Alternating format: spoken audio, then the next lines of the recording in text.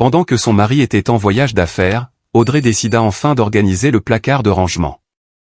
Elle apporta un escabeau pour atteindre l'étagère du haut et tendit la main vers les vieux bocaux de légumes marinés. Mais alors qu'elle retirait l'un des bocaux, elle se figea en voyant ce qui était tombé de plus haut. Mitchell était parti dimanche soir, un homme de peu de mots comme d'habitude.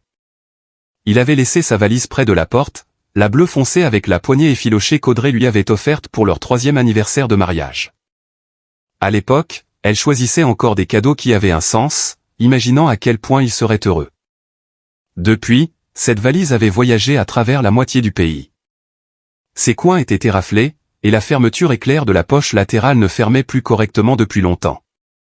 Chaque fois, Mitchell promettait de la réparer, et chaque fois il oubliait, il mettait ses chaussures, se redressait et tapotait ses poches par habitude. Téléphone, clé, portefeuille. Son regard glissait quelque part derrière Audrey vers le miroir de l'entrée, et il disait, « Bon, j'y vais. Je serai de retour vendredi, peut-être plus tôt. J'appellerai en atterrissant. » Audrey hochait la tête. Il se penchait et touchait brièvement sa joue, comme pour apposer un cachet sur un document. Elle sentit l'odeur de son eau de Cologne, celle aux notes boisées qu'elle lui achetait chaque année pour Noël parce qu'il avait mentionné une fois qu'il l'aimait. Il l'avait dit exactement une fois, il y a 7 ans. Depuis, elle l'achetait. Depuis, il l'utilisait. Il ne posa plus jamais de questions à ce sujet. Ne la remercia jamais. Il la prenait simplement sur l'étagère de la salle de bain comme on prend une brosse à dents. La porte se ferma. La serrure cliqua. Audrey resta dans le couloir à écouter ses pas dans les escaliers. L'immeuble était un bâtiment en briques d'avant-guerre sans ascenseur, et chaque pas résonnait d'un bruit sourd et creux. Puis les pas s'estompèrent, la lourde porte d'entrée claqua, et le silence tomba. Elle resta là, pensant qu'elle ne se souvenait pas quand elle avait cessé de l'attendre. Pas dans le sens d'attendre son retour d'un voyage d'affaires, bien que cela aussi. Mais vraiment attendre qu'il dise quelque chose de chaleureux au dîner, qu'il la serre dans ses bras sans raison, qu'il lui demande comment s'était passée sa journée et qu'il veuille vraiment entendre la réponse. Ce sentiment s'était estompé sans moment précis, sans dispute ni ressentiment. Un jour, elle réalisa simplement que son départ ne provoquait rien en elle, ni anxiété ni soulagement, seulement le vide, une habitude comme éteindre la lumière avant de se coucher. Ils étaient ensemble depuis 9 ans. Ils s'étaient rencontrés à la fête d'anniversaire d'un ami commun. Mitchell était arrivé en retard. Sa veste de costume était trempée car il avait été surpris par une averse soudaine. Et toute la soirée, il avait raconté des blagues qui faisaient rire Audrey à s'en faire mal aux côtes. Il travaillait pour une entreprise de construction de taille moyenne, conduisant constamment entre les chantiers et en parlait sans cesse, des clients, de la fois où un raton laveur était entré dans la caravane de chantier et avait déchiqueté tous les plans. Audrey travaillait comme comptable dans une clinique médicale locale. La vie était simple, prévisible, et Mitchell s'y intégrait facilement, comme s'il avait toujours été là. Les 3 premières années étaient réelles. Chaque été, il descendait en voiture jusqu'aux Outer Banks, louant une petite chambre chez une femme âgée qui leur apportait des pêches fraîches de son jardin chaque matin. Ils se disputaient pour des bêtises. Il ne pressait jamais le tube de dentifrice par le bas. Elle mettait trop de temps à se préparer quand ils étaient en retard. Ils se réconciliaient rapidement, parfois de manière amusante. Il rentrait à la maison avec une boîte de chocolat encore tiède et disait « C'est mon drapeau blanc ».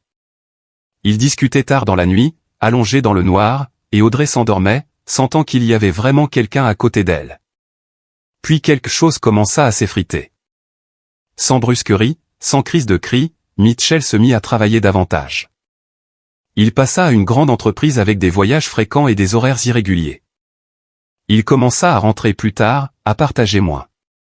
Au début, Audrey lui demandait comment s'était passée sa journée, ce qu'il y avait de nouveau.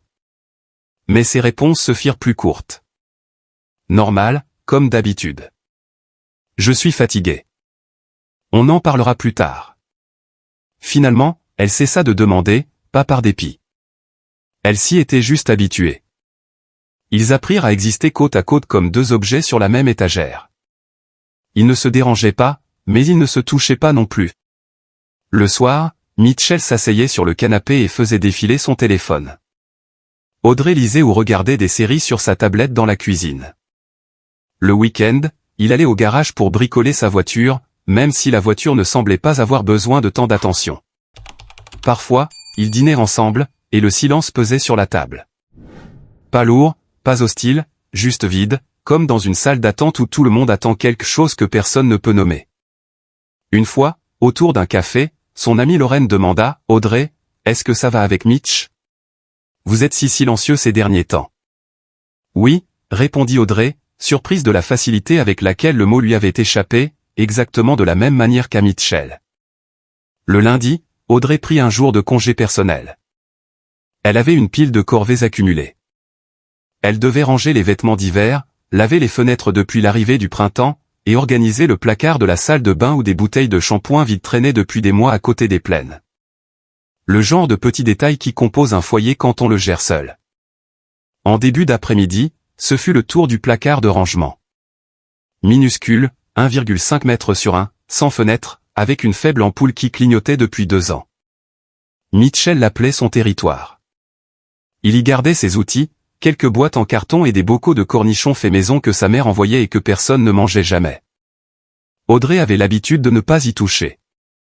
Pas parce qu'il le lui interdisait explicitement, mais parce qu'à chaque fois qu'elle essayait, il disait « Ne touche à rien là-dedans.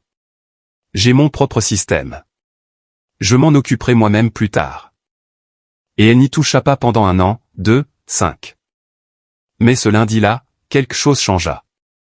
Peut-être qu'elle en avait juste assez de cette éternelle phrase sur le fait de s'en occuper plus tard. Peut-être qu'elle voulait juste faire table rase dans tous les aspects de sa vie. Audrey ouvrit la porte du placard, alluma la lumière vacillante, et regarda les étagères, des outils en bas, une boîte de clous et de vis, une perceuse dans un étui poussiéreux. Sur l'étagère du milieu, ces grands bocaux avec une saumure trouble où l'on distinguait vaguement des concombres et des poivrons.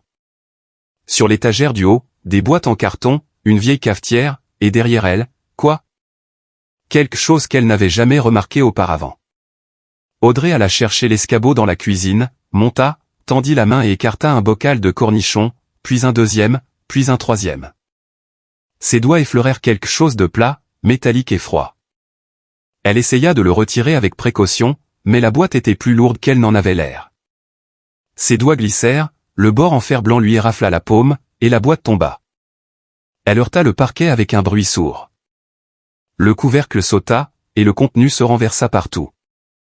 Des photographies, des papiers, un porte-clés avec un petit ours en peluche, et quelque chose de petit et coloré, une page de bloc-notes avec un dessin. Audrey descendit de l'escabeau et tomba à genoux.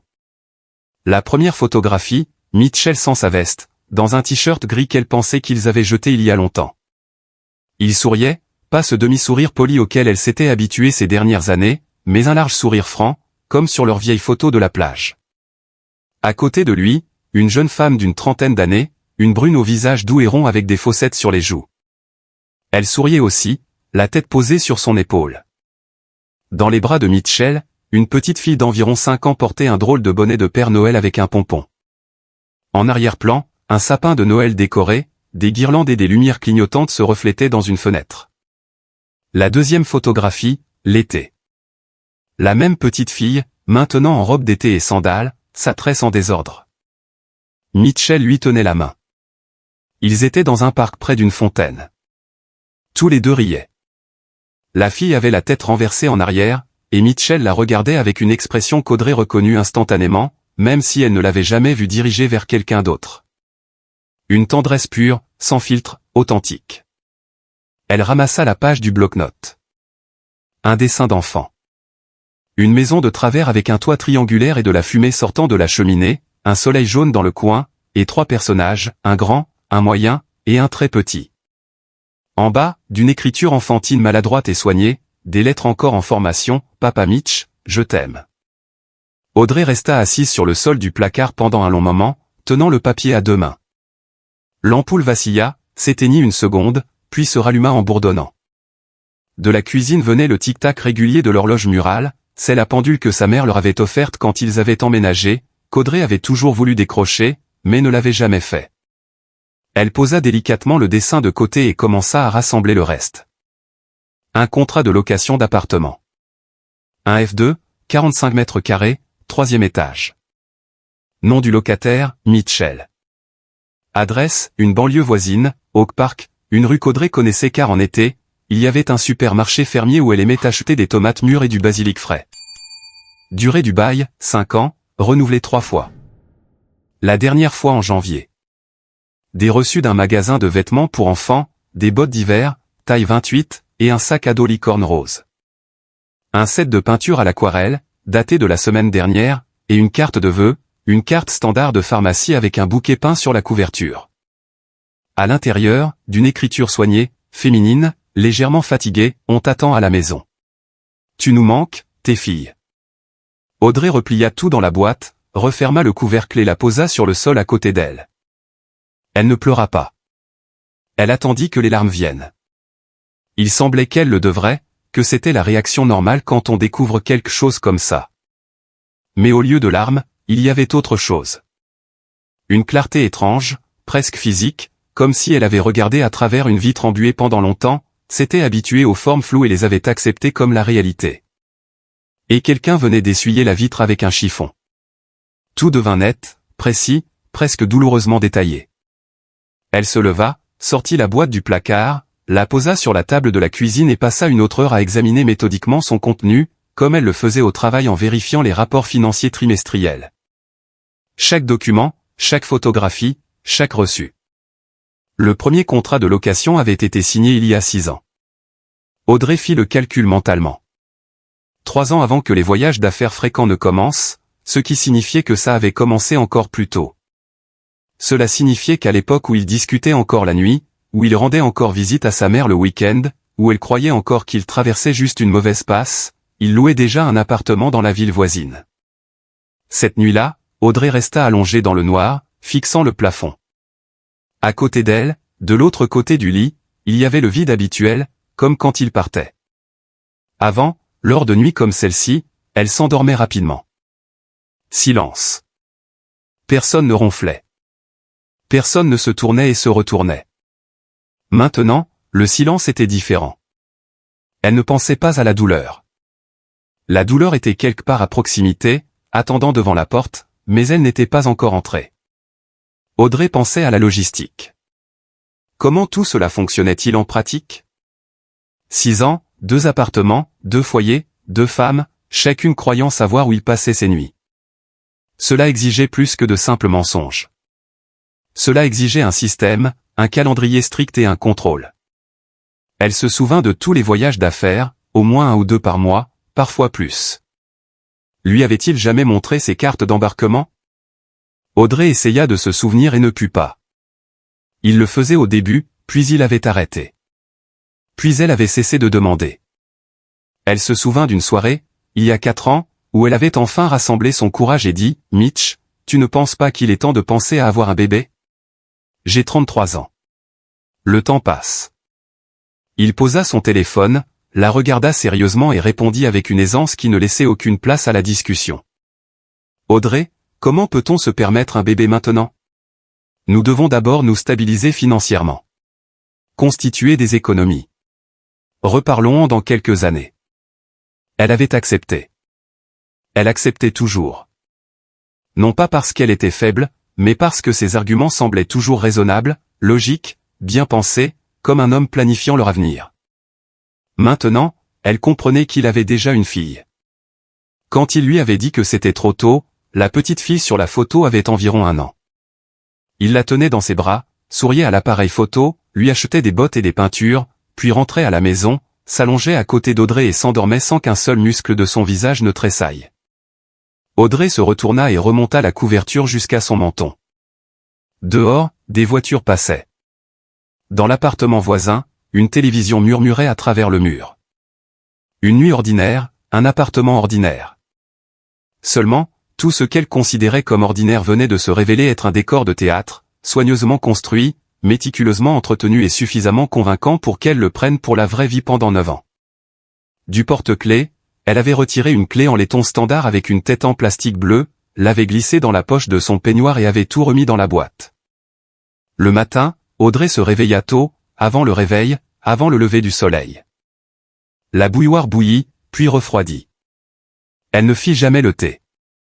Elle s'assit à la table de la cuisine dans son peignoir, regardant le ciel s'éclaircir par la fenêtre, faisant rouler la clé à tête bleue entre ses doigts, petite, légère, tout à fait ordinaire, du genre qui ouvre les serrures standards dans les immeubles d'appartements standards.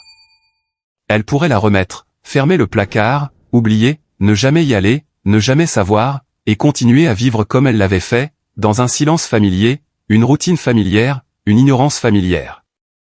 Mais quelque chose en elle avait déjà changé et n'avait aucune intention de revenir en arrière. Elle s'habilla, un jean, un chemisier, une veste. Elle s'arrêta devant le miroir de l'entrée et ne se reconnut pas physiquement. Son visage était le même, avec les mêmes ridules au coin des yeux. Ses cheveux étaient ramenés en arrière dans le même chignon bas, mais son regard était différent, comme celui de quelqu'un qui a déjà pris une décision, mais ne l'a pas encore dite à voix haute. Elle commanda un VTC sur son application, tapant l'adresse du contrat de location. Le chauffeur, un homme plus âgé avec une épaisse moustache, écoutant du rock américain classique à la radio, jeta un coup d'œil dans le rétroviseur et demanda où la déposer. Juste à l'entrée, répondit Audrey, même si elle n'avait aucune idée de l'apparence du bâtiment. Le trajet dura environ 20 minutes. Le quartier était familier.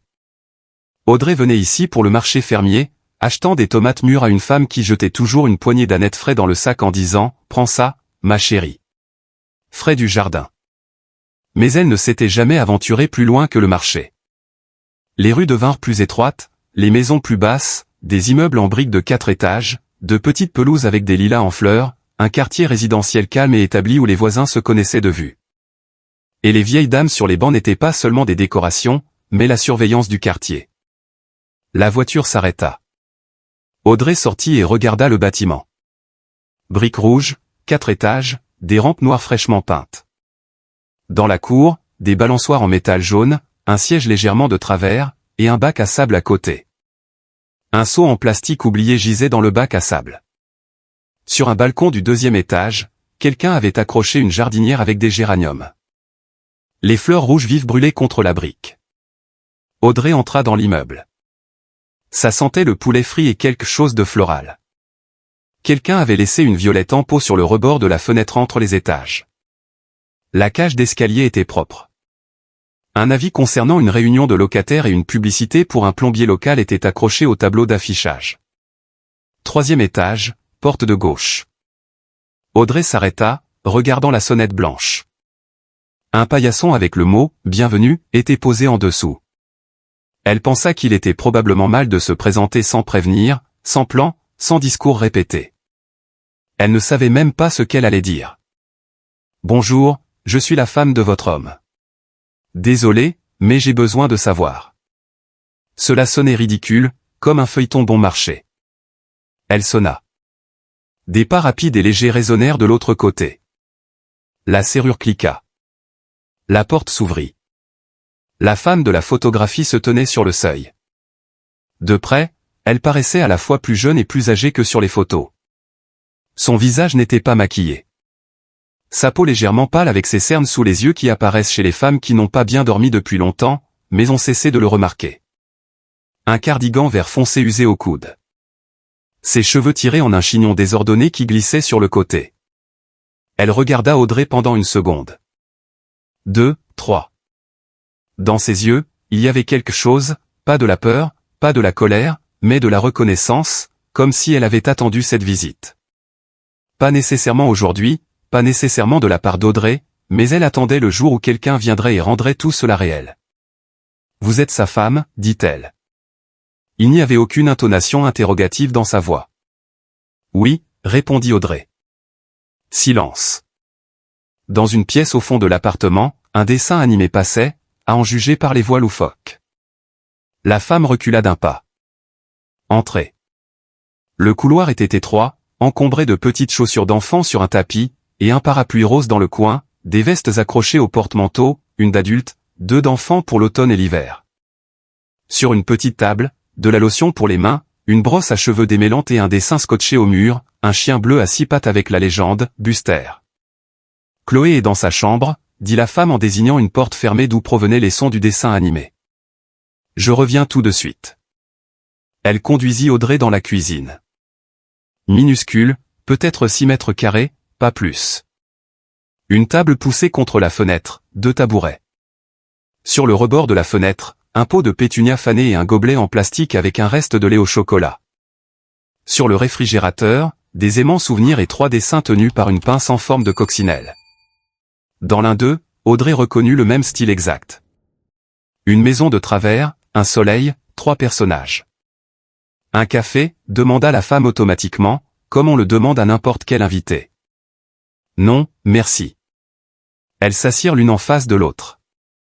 La femme posa ses mains sur la table. Ses doigts tremblaient légèrement et elle les pressa contre le bois pour les faire arrêter. « Je m'appelle Mallory, dit-elle. Bien que vous le sachiez probablement déjà. » Non, répondit Audrey. Je ne savais rien jusqu'à hier. Je ne savais absolument rien. Mallory hocha la tête, prit une profonde inspiration et regarda par la fenêtre dans la cour. En bas, sur l'asphalte, des enfants jouaient au football.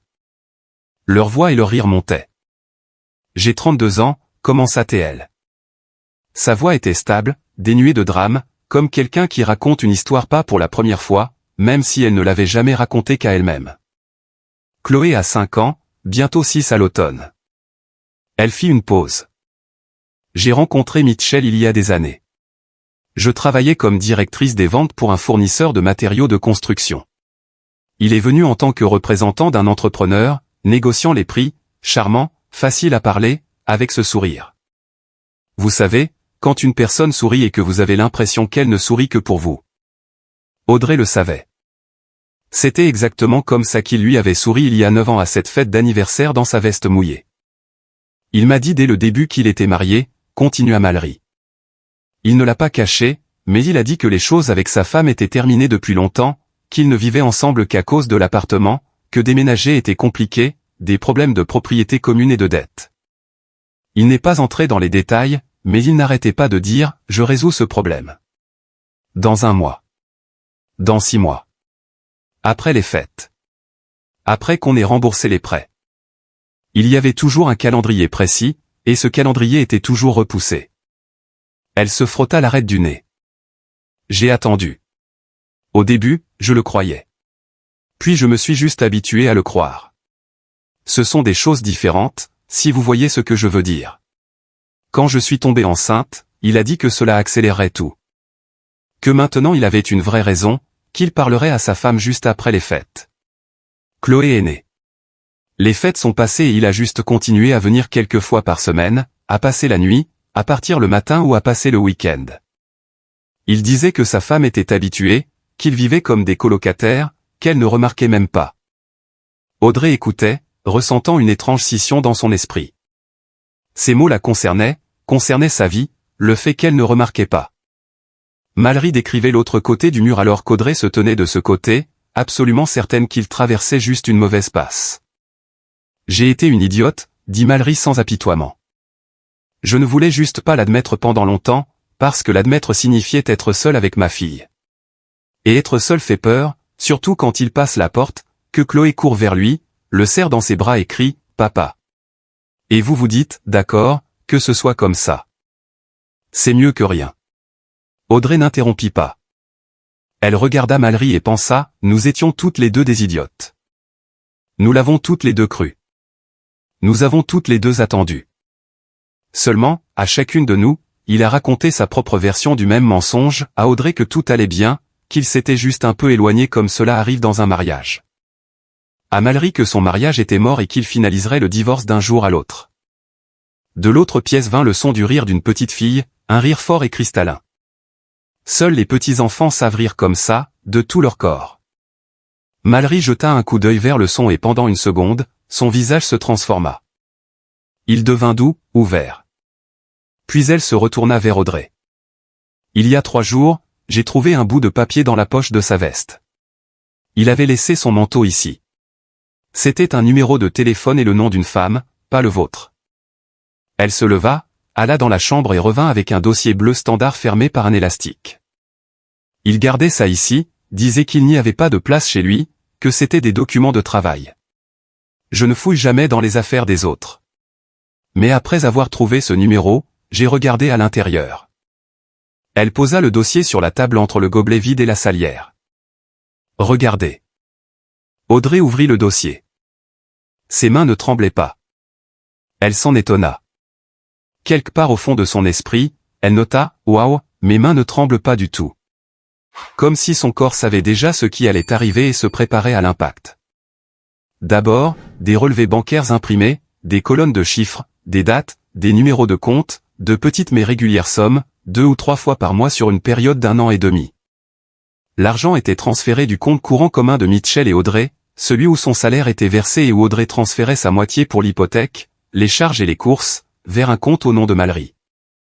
Audrey leva les yeux. Mallory secoua la tête. Je pensais que c'était son argent. Il disait que ça venait de petits boulots, de bonus.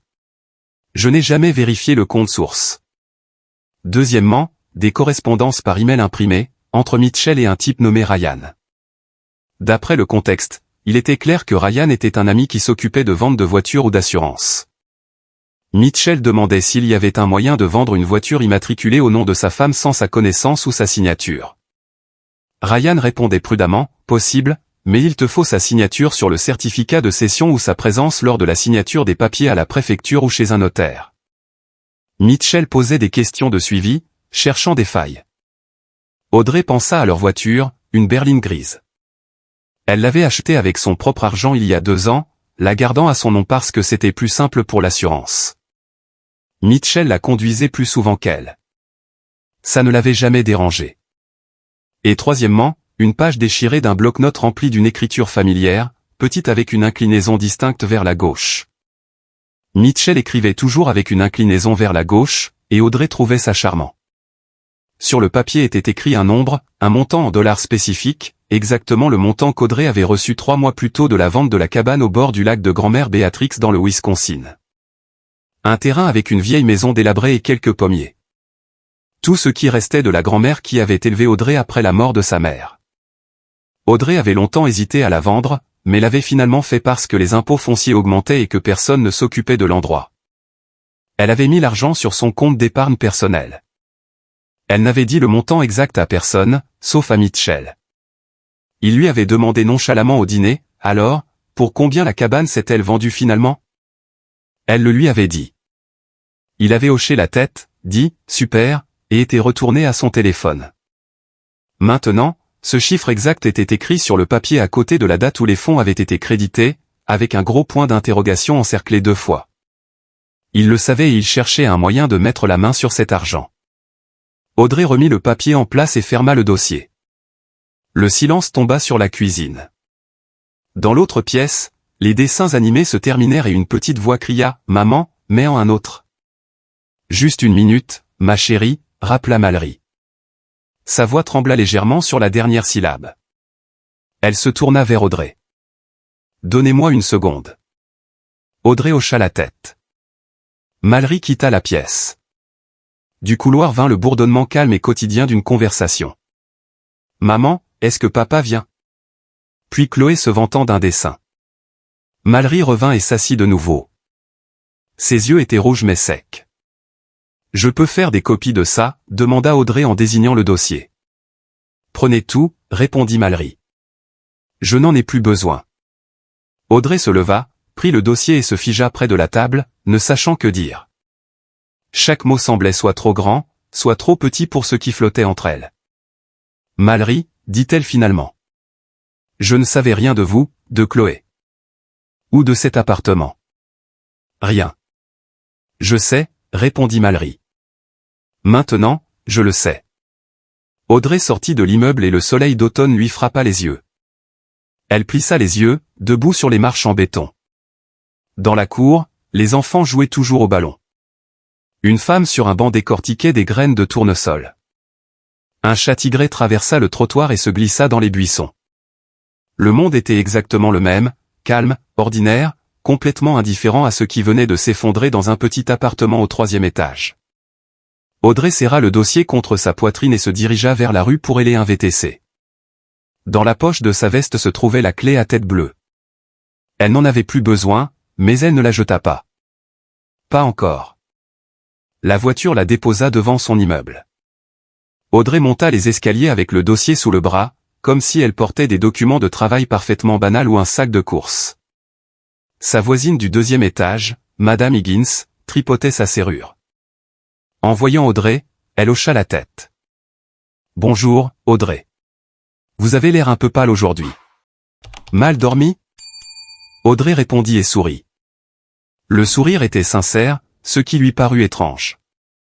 À l'intérieur, elle enleva sa veste, l'accrocha au crochet, alla à la cuisine et mit la bouilloire en marche. Pendant que l'eau chauffait, elle sortit un bloc-notes ordinaire d'un tiroir, celui qu'elle utilisait habituellement pour les listes de courses, et s'assit à la table. Elle ouvrit une page blanche, écrivit « Affaires » en haut et le souligna. La bouilloire siffla. Elle se fit un thé, but une gorgée, se brûla la langue et posa la tasse. Elle sortit les relevés bancaires du dossier et les étala devant elle. Puis elle prit son téléphone. D'abord, la banque. Elle appela le service client, passa la vérification de sécurité et demanda à être transférée au service de gestion des comptes. Sa voix était calme, professionnelle. Elle expliqua qu'elle devait transférer tous les fonds de leur compte commun vers son épargne personnelle. Le représentant confirma le solde.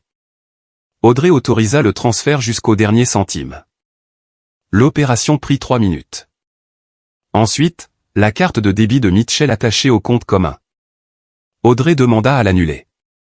Le représentant demanda la raison, suspicion d'accès non autorisé. Elle dit que ce n'était même pas un mensonge. La carte fut bloquée.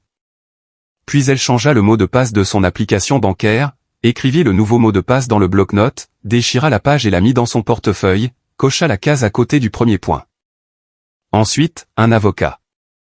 Le numéro lui avait été donné par Lorraine, la même amie qui lui avait demandé si tout allait bien.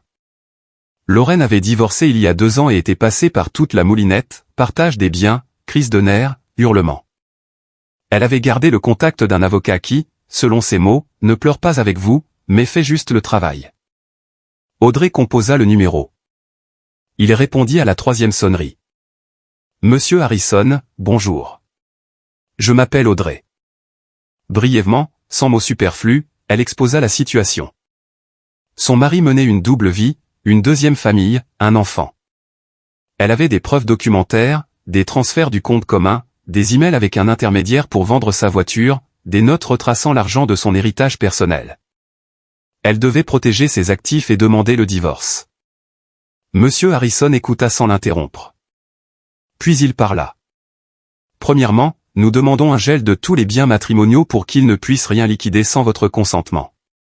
La voiture, si elle est à votre nom, est à vous, mais nous la ferons geler par précaution. Deuxièmement, documentez chaque transfert de ce compte commun. Demandez les relevés des 2 dernières années. Mieux encore, 3. Troisièmement, l'appartement. Si vous l'avez acheté avant le mariage avec vos propres fonds, il n'est pas soumis au partage. Mais j'ai besoin de tous les papiers, l'acte de propriété, les documents de clôture, tout ce que vous avez. Quatrièmement, ne lui faites pas savoir que vous savez. Tant qu'il pense que vous êtes dans le noir, vous avez l'avantage. Utilisez-le. Audrey nota tout dans son bloc-notes de son écriture soignée. Point par point. Quand pouvez-vous venir, demanda Monsieur Harrison. Demain matin à 9h. Je serai là. Il raccrocha. 2e coche. Le lendemain matin, Audrey se rendit au palais de justice et à la banque. Les files d'attente étaient courtes. C'était un mardi matin. Les salles d'attente étaient principalement remplies de retraités tenant des dossiers et d'un jeune couple avec une poussette. Audrey prit un ticket, attendit son tour et, suivant les instructions de l'avocat, déposa les documents nécessaires. La greffière, une jeune femme avec de longs ongles en acrylique qui la gênait pour taper, vérifia les formulaires. Ceci place un gel sur tous les comptes financiers communs et interdit le transfert de propriété du véhicule, confirma-t-elle. Oui, dit Audrey. Cela prit moins d'1 heure. Audrey prit ses copies certifiées conformes et les plaça dans le dossier bleu qu'elle avait reçu de Mallery. C'était son dossier maintenant. Ensuite, les documents de la voiture. Ils étaient dans le tiroir du bas de la commode de la chambre, sous une pile de couettes d'hiver. Mitchell n'y touchait jamais. Il considérait que la gestion des papiers était sa responsabilité, supposant qu'Audrey ne les vérifiait jamais non plus. Le certificat d'immatriculation, le titre de propriété, l'acte de vente, la police d'assurance. Audrey examina chaque document, les glissa dans une pochette en plastique et les mit dans le dossier. Puis elle s'arrêta, les sortit de nouveau et les passa dans l'imprimante domestique, celle que Mitchell avait achetée il y a 2 ans pour le travail, mais que seule elle utilisait. Le soir, tout était prêt. Audrey était assise à la table de la cuisine. Devant elle, un épais dossier trié en sections. Le bloc-notes avec des coches, une tasse de thé froid. Dehors, il commençait à faire nuit. Une lumière s'alluma dans l'appartement d'en face, et Audrey vit la silhouette d'une femme mettant la table, disposant les assiettes, portant une casserole depuis la cuisinière. Une soirée normale pour quelqu'un d'autre. Elle prit son téléphone et composa le numéro de sa sœur. Olivia avait 4 ans de plus. Elle vivait dans une banlieue de Chicago, Naperville, et travaillait comme coordinatrice de programme dans un collège. Elle était mariée à Spencer, un homme calme et fiable qui réparait tout ce qui se cassait et n'élevait jamais la voix. Ils avaient 2 garçons, un golden retriever et un grand jardin où Olivia passait ses étés. Elle se parlait au téléphone une fois par semaine, généralement le dimanche. Les conversations étaient toujours standards. Comment ça va? Comment va la santé? Quoi de neuf avec maman? Olivia, tu peux venir, demanda Audrey. Une pause flotta à l'autre bout du fil. Olivia n'avait jamais entendu sa jeune sœur parler sur ce ton. Pas effrayée, pas en pleurs, mais vibrant comme une corde de guitare tendue à sa limite absolue. J'arrive, dit Olivia sans poser de questions. Elle arriva 1 heure plus tard. Spencer la conduisit et resta dans la voiture pour attendre. Il ne monta pas. Il comprit sans mots que ce n'était pas le moment pour de la compagnie. Olivia entra dans l'appartement, enleva son manteau et regarda sa sœur. Audrey se tenait dans le couloir. Son visage était calme, ses bras ballant le long de son corps. Sur la table de la cuisine, bien visible depuis le hall, se trouvait le dossier, le bloc-notes et la boîte en métal. « Tu as déjà tout compris ?» demanda Olivia. « Oui, dit Audrey. Je voulais juste que tu saches. » Elle allèrent à la cuisine. Audrey étala tout devant sa sœur, des photographies au relevé bancaire. Elle expliqua brièvement, en sautant les détails inutiles. La boîte, Mallory, Chloé, les transferts d'argent, la tentative de vendre sa voiture, l'argent de la cabane de grand-mère Béatrix. Olivia écouta en silence. Seuls ses doigts la trahissaient, agrippant le bord de la table si fort que ses articulations blanchirent. 6 ans, dit finalement Olivia. 6 ans de ça? Oui. Tu as déjà déposé les papiers? Pas encore. Les actifs d'abord, puis le divorce. L'avocat a dit qu'il n'y a pas d'urgence à lui signifier les papiers tant que tout n'est pas complètement verrouillé. Olivia hocha la tête, regardant sa sœur pendant un long moment, comme quelqu'un qu'elle pensait connaître mais qu'elle rencontrait pour la première fois. Audrey, dit-elle doucement. Si tu as besoin de pleurer, pleure. C'est normal. Plus tard, répondit Audrey. Pour l'instant, j'ai besoin d'avoir la tête claire. Quand tout cela sera terminé, je pleurerai. Olivia resta jusqu'à 22 heures. Elles burent du thé et parlèrent de choses pratiques. Où cacher les documents, comment agir quand Mitchell reviendrait. Olivia proposa à Audrey de rester chez elle. Audrey refusa. Non, elle resterait ici. C'était son appartement, et elle ne le quittait pas. Quand Olivia partit, Audrey traversa les pièces, s'arrêtant dans la chambre, regardant le grand lit avec 2 oreillers et la housse de couette qu'elle avait mis tant de temps à choisir dans un catalogue il y a 3 ans. Elle voulait que ce soit beau, comme dans un magazine. Elle s'arrêta dans le salon où leurs photos de mariage étaient posées sur l'étagère. Elle en blanc, lui en costume, tous les 2 souriants. Elle ne retira pas la photo. Pas encore. Elle jeta un coup d'œil dans le placard de rangement et alluma l'ampoule vacillante. La boîte en métal était de retour à sa place, cachée derrière les bocaux de cornichons comme si rien ne s'était passé. Audrey éteignit la lumière et ferma la porte. Puis elle s'assit à la table de la cuisine, ouvrit une page blanche dans le bloc-notes et écrivit « Vendredi, il revient. Sois prête. » Le jeudi, elle alla travailler comme d'habitude. Une journée normale à la clinique. Feuille de calcul, saisie de données, appel téléphonique. Ses collègues ne remarquaient rien. Audrey but du café dans la salle de pause, rit à une blague de Nicole à l'accueil et signa une facture pour des fournitures de bureau. Tout était exactement pareil, sauf qu'au fond de son sac à main, dans une poche zippée, se trouvait une clé USB avec les scans de chaque document fait la veille, juste au cas où. Le vendredi matin, Audrey sortit la boîte en métal du placard. Elle essuya machinalement la poussière avec un chiffon en microfibre, puis la plaça en plein centre de la table de la cuisine, juste entre la salière et le porte-serviette. À côté, elle posa le dossier bleu. Puis elle rangea la cuisine, fit la vaisselle, nettoya la cuisinière, accrocha une serviette propre, se versa une tasse de thé et attendit. Mitchell arriva tard dans la soirée. Elle entendit la lourde porte d'entrée claquer, puis les pas lourds, lents et fatigués dans les escaliers. La clé tourna dans la serrure. Il entra exactement de la même manière qu'il l'avait fait des centaines de fois auparavant. Valise déposée dans le coin, veste sur le crochet, chaussures enlevées sans défaire les lacets. « Audrey, je suis de retour », cria-t-il depuis le couloir. « Il y a quelque chose à manger ?» Il entra dans la cuisine, ouvrit le réfrigérateur, attrapa la carafe d'eau, versa un verre, but une gorgée, se tourna vers la table et se figea. Le verre s'arrêta à mi-chemin de sa bouche. La boîte en métal était posée devant lui, ouverte. Les photographies étaient étalées comme un jeu de cartes. À côté, le dossier bleu, épais de pages imprimées, et Audrey assise de l'autre côté, les mains sagement croisées sur ses genoux. Pendant quelques secondes, il resta juste à regarder, puis très lentement, il posa le verre sur le bord de la table. De l'eau éclaboussa le rebord et coula sur le bois. Il ne le remarqua pas. Audrey parla la première.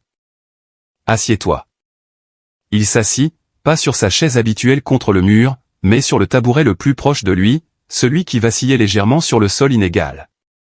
Il s'assit et fixa la boîte avec le regard d'un homme voyant un objet qui défie les lois de la physique, comme si la réalité s'était fissurée et que ce qui était censé rester enterré en était sorti.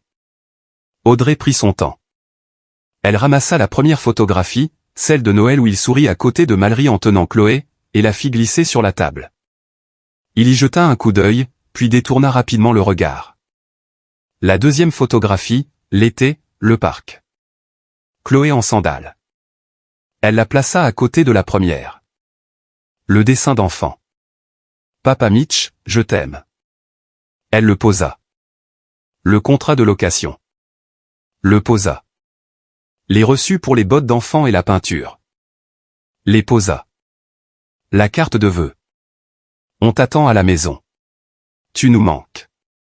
Tes filles. La posa. Les relevés bancaires.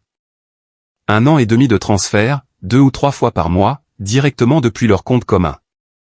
Les posa. Les emails avec Ryan sur la façon de falsifier sa signature pour vendre sa voiture. Les posa.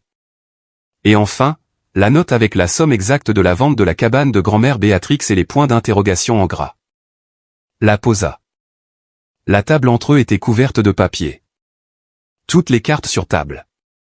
Audrey resta parfaitement immobile et attendit. Mitchell resta silencieux pendant un long moment, peut-être 1 minute, mais cette minute s'étira comme du caoutchouc. Dans le silence, on pouvait entendre le tic-tac de l'horloge à penduler, à travers le mur, la voix faible d'un présentateur de nouvelles locales à la télévision. Puis il parla. Sa voix était rauque, comme si quelque chose était coincé dans sa gorge. « Audrey, tu as mal compris. C'est une situation compliquée. Ce n'est pas ce que tu penses. » Elle ne l'interrompit pas. Elle tendit simplement la main dans le dossier, sortit le relevé bancaire du mois précédent avec 3 transferts surlignés en jaune fluo, et le fit glisser vers lui. « Écoute. » Il se pencha en avant, posant ses coudes sur la table. « Je peux tout expliquer. Ce n'est pas ce que ça a l'air. C'est une toute autre histoire. » Audrey ne dit rien. Elle ramassa les emails imprimés sur la vente de sa voiture et les tapota avec son index. Et puis il bascula. 1 seconde auparavant, il plaidait, et la suivante, ses yeux devinrent durs, sa mâchoire se serra. « Tu as fouillé dans mes affaires. Je t'avais dit de ne pas aller dans ce placard. Ce sont mes affaires, mon espace. Tu n'avais pas le droit. » Audrey attendit qu'il ait fini. Il s'essouffla rapidement. La colère était creuse car les preuves étaient là, devant lui, et ils savaient tous les deux que son indignation était absurde. C'était comme un homme criant « Ce n'est pas moi », tout en se tenant au-dessus d'un vase brisé avec un marteau à la main. Ses épaules s'affaissèrent. Il baissa la tête, se couvrit le visage de ses mains et parla d'une voix sourde et étranglée. Je me suis embrouillé. Audrey, je ne voulais pas que ça se passe comme ça. Je vous aime toutes les deux. C'est juste arrivé. Je ne l'avais pas prévu. Chloé. C'est juste une petite fille. Je ne pouvais pas abandonner une petite fille. Tu comprends? Chaque jour, je pensais à comment arranger ça. Chaque jour, je repoussais parce que je ne savais pas comment. Donne-moi juste du temps. Je t'expliquerai tout. Asseyons-nous et parlons. Audrey écouta. Elle attendit de ressentir quelque chose. De la pitié, peut-être. Ou au moins cette douceur familière, ce renoncement intérieur qui l'avait fait faire des compromis pendant 9 ans. L'envie de dire, d'accord, peut-être qu'on peut s'arranger. Mais à l'intérieur d'elle, il y avait un silence absolu, comme une pièce où tous les meubles ont été déménagés, vide, résonnante. Chaque son rebondissait nettement sur les murs.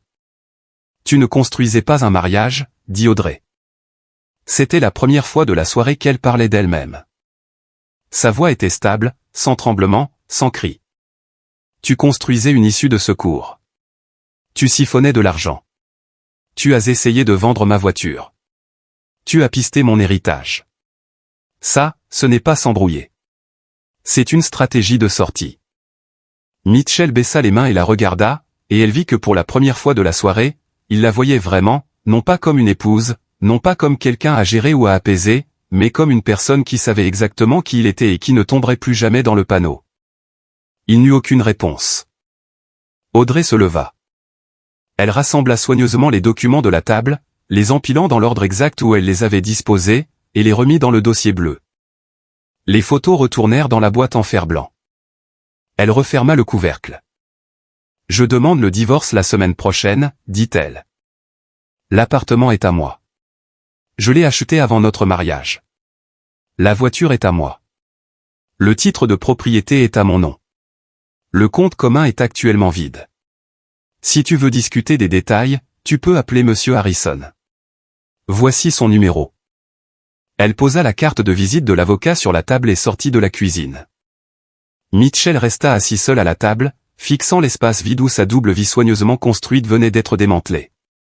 Le verre d'eau était toujours sur le bord de la table. La flaque en dessous avait grandi et s'égouttait lentement sur le sol. Légalement, tout a pris 4 mois. Au début, Mitchell était certain qu'il pourrait faire traîner le processus. Gagner du temps était son super pouvoir, perfectionné au cours de 6 ans de double vie. Il engagea un avocat bon marché recommandé par un ami qui commença immédiatement à déposer des requêtes pour reporter les audiences, demander des prolongations, exiger des évaluations d'actifs. Tactique standard, épuiser l'autre partie, vider son énergie, attendre qu'elle abandonne et accepte un accord. Mais Audrey n'abandonna pas, et elle n'accepta aucun accord. Dès la première réunion de médiation, une réalité que Mitchell n'avait pas anticipée éclata. Ce compte commun sur lequel il comptait était vide. Les fonds avaient été légalement transférés par une co-titulaire du compte. Sa carte de débit était bloquée. Un gel temporaire avait été placé sur la voiture, l'appartement et tout bien qui pouvait être considéré comme un bien matrimonial. Et la partie d'Audrey apporta une montagne de paperasse, des relevés montrant les transferts à Mallory, les emails avec Ryan, le concessionnaire automobile, des notes retraçant son héritage. Monsieur Harrison opérait avec la précision froide d'un chirurgien. Lors de la deuxième audience, il remit au juge des relevés couvrant 18 mois, prouvant que Mitchell avait systématiquement siphonné les fonds matrimoniaux dans le dos de sa femme. L'avocat de Mitchell essaya de prétendre qu'il s'agissait de dépenses ménagères standards, mais les montants, la fréquence et le nom sur le compte bénéficiaire parlaient d'eux-mêmes. La juge, une femme d'une 50aine d'années aux yeux fatigués et aux lunettes de lecture perchées sur le bout de son nez, regarda Mitchell par-dessus ses montures et ne dit rien. Mais la façon dont elle redressa avec décision la pile de papier sur son bureau montrait clairement qu'elle comprenait exactement quel genre d'homme était assis dans sa salle d'audience. La voiture. Mitchell ne l'obtint pas. L'acte de vente était au nom d'Audrey, daté d'avant le mariage. L'assurance était payée exclusivement depuis son compte personnel. Monsieur Harrison apporta tout.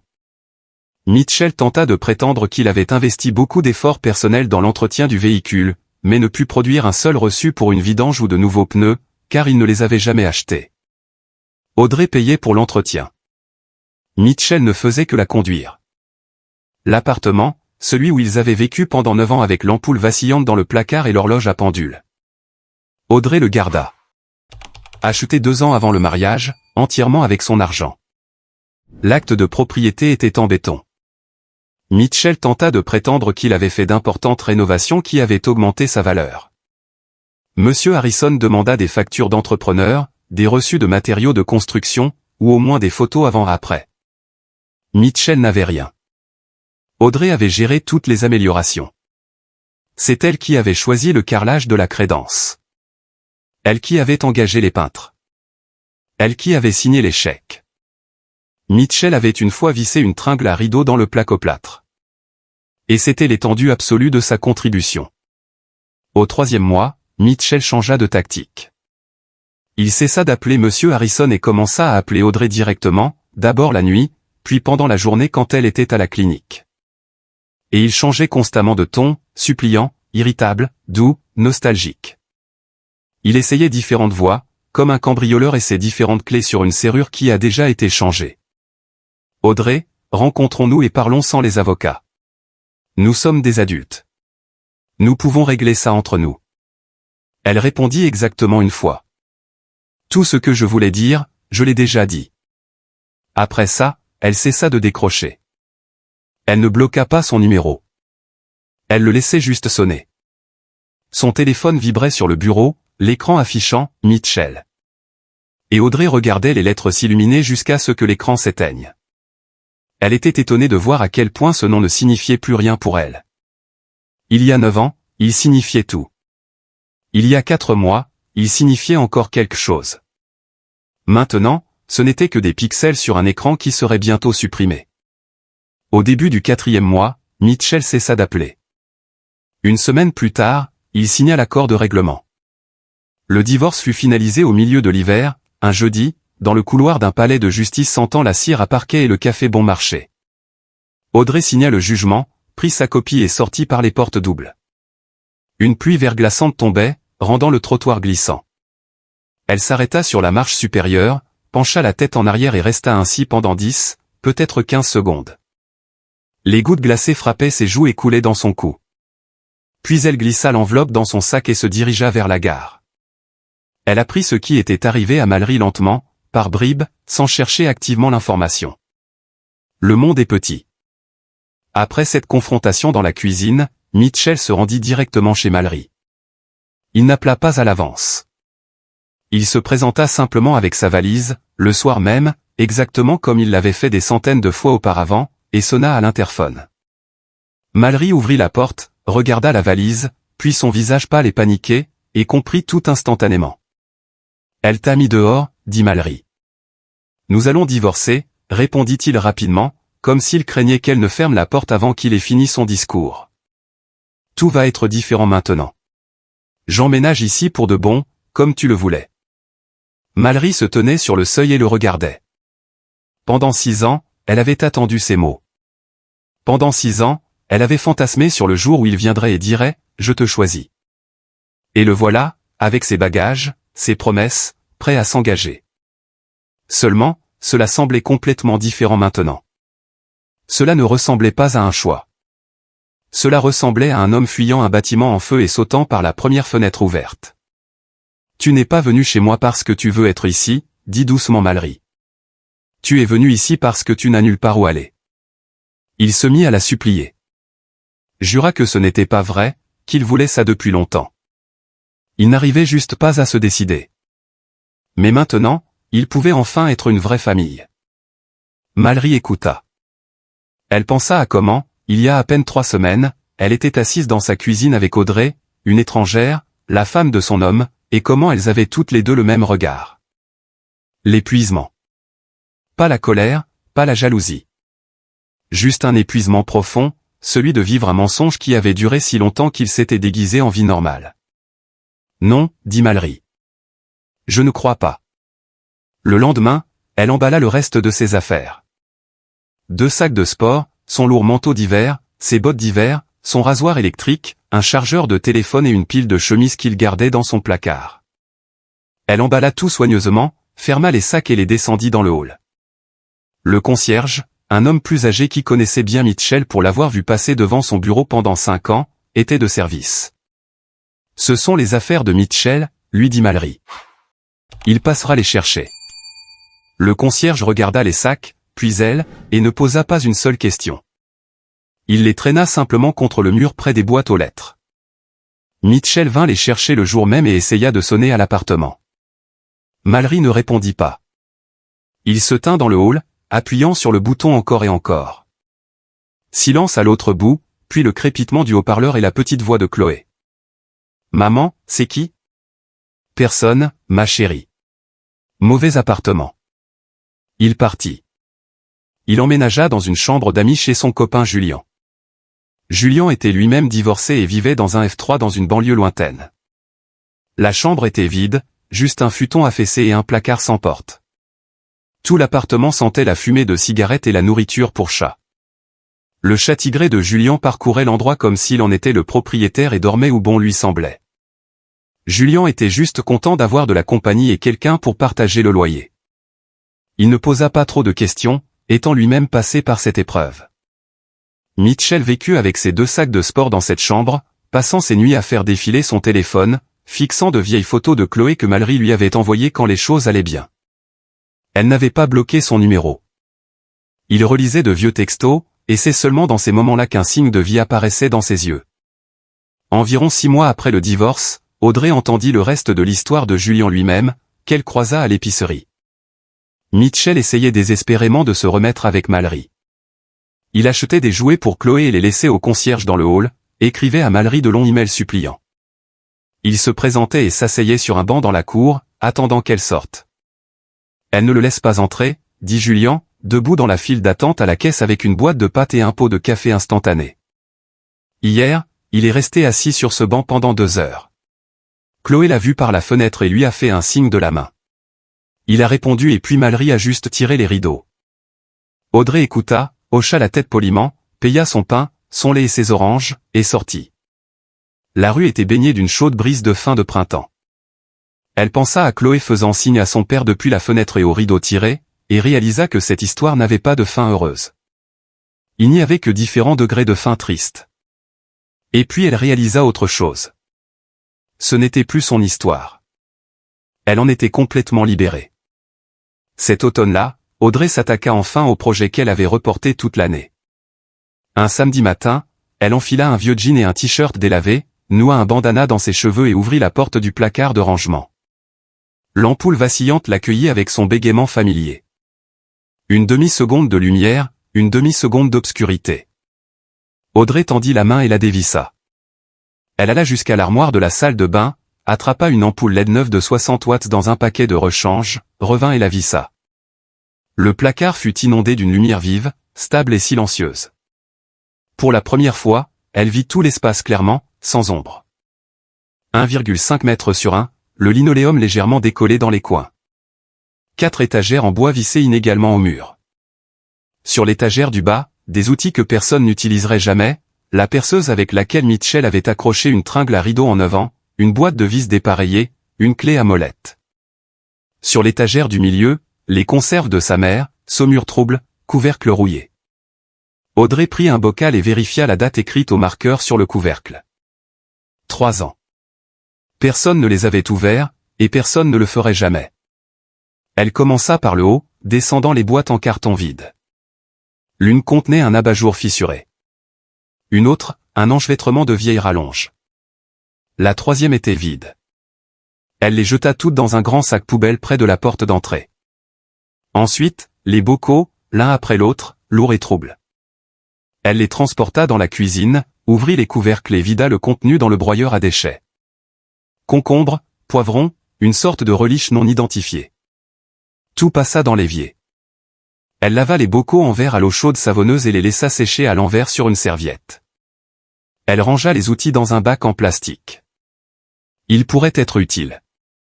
Elle garda la perceuse et les vis. La clé à molette était utile.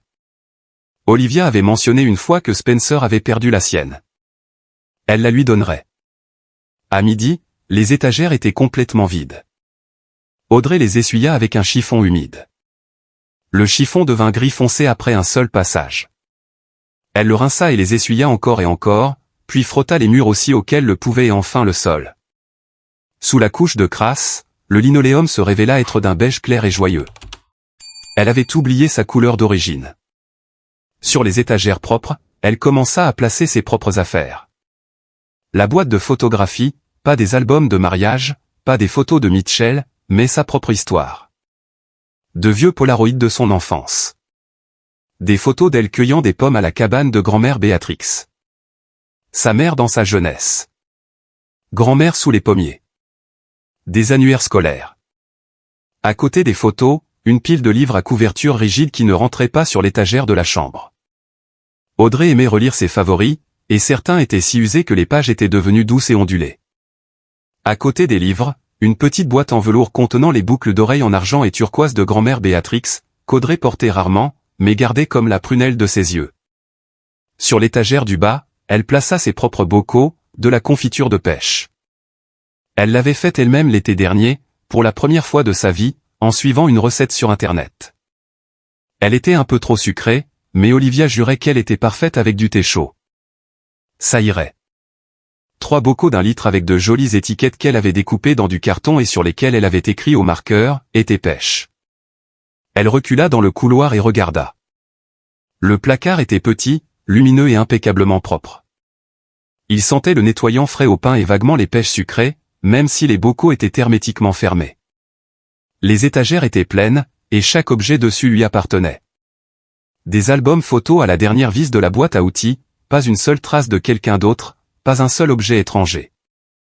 Audrey s'appuya contre le cadre de la porte et pensa à comment, il y a à peine 6 mois, elle se tenait sur l'escabeau à cet endroit précis, tendant la main par-dessus ses bocaux troubles, et comment la boîte en métal s'était écrasée sur le sol, faisant sauter son couvercle et divisant son monde en deux. Cela ne s'était pas produit à cause d'une dispute dramatique ou d'une confession cruelle et calculée. C'était arrivé à cause d'une boîte en fer blanc bon marché cachée derrière des concombres marinés. Ce jour-là, elle aurait pu choisir de ne pas monter sur l'escabeau. Elle aurait pu écouter Mitchell et respecter son territoire. Elle aurait pu vivre une autre année, 2, 5 ans dans cette pénombre vacillante, la prenant pour un mariage. Mais elle était montée sur l'escabeau et la boîte était tombée au pire moment possible, ou au plus parfait. Elle n'était toujours pas sûre duquel, peut-être les deux à la fois. Elle appuya sur l'interrupteur, éteignant la lumière vive et stable de la nouvelle ampoule, et ferma la porte. Le loquet cliqua. La cuisine était baignée par le soleil de fin d'après-midi. La fenêtre faisait face à l'ouest, et la lumière d'automne se déversait sur la table et le sol, attrapant les géraniums rouges qu'Audrey avait achetés pendant l'été, simplement parce qu'elle les avait vus dans une pépinière et s'était dit « c'est beau.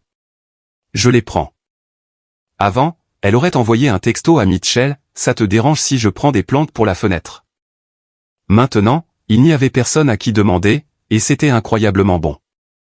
Elle se versa une tasse de thé, s'assit à la table et enroula ses 2 mains autour de la céramique chaude. Dehors, c'était une journée d'automne fraîche et sèche.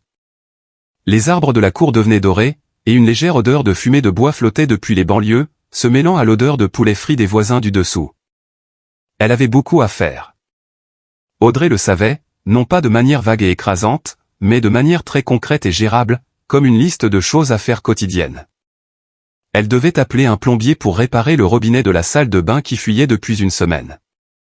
Elle devait échanger ses vêtements d'été contre ses pulls d'hiver. Elle devait appeler sa mère et enfin lui raconter toute l'histoire. Elle avait repoussé pour épargner le stress à la femme plus âgée, mais le moment était venu. Elle devait prendre rendez-vous pour un détartrage. Elle avait 6 mois de retard. Elle devait choisir un nouveau papier peint pour la chambre. Elle était fatiguée de l'ancien motif. Et Olivia avait proposé de venir le week-end pour l'aider à enlever l'ancien papier et à poser le nouveau. De petites tâches de la vie ordinaire, les choses dont la vraie vie est faite. Audrey finit son thé, lava la tasse et la posa sur l'égouttoir. Puis elle prit son téléphone et tapa un texto. Olivia, viens samedi. On va choisir ce papier peint. Je te renverrai à la maison avec un pot de confiture de pêche. Je sais que tu n'en as plus. Olivia répondit en moins d'1 minute. Je serai là et j'emmène Spencer pour qu'il répare cette tringle à rideaux tordue dans ta chambre. Ça me rend folle depuis 3 ans. Audrey sourit. Pas ce demi-sourire poli et crispé qu'elle avait appris à utiliser ces dernières années, mais un vrai sourire, du genre où les coins de la bouche se soulèvent tout seuls, sans le moindre effort. Par la fenêtre, le soleil se couchait derrière les toits de briques et les ombres dans la cour s'allongeaient. En bas, un enfant laissa échapper un rire fort et cristallin. Sur le banc près des portes d'entrée, Madame Higgins bavardait avec une autre voisine. Des bribes de leur conversation montaient jusqu'à la fenêtre du 3e étage. Alors je lui ai dit, il faut arroser les racines, pas se plaindre des feuilles. Une soirée d'automne ordinaire, un immeuble ordinaire, une vie ordinaire. Seulement, maintenant, c'était la sienne. Vraiment, complètement, entièrement la sienne.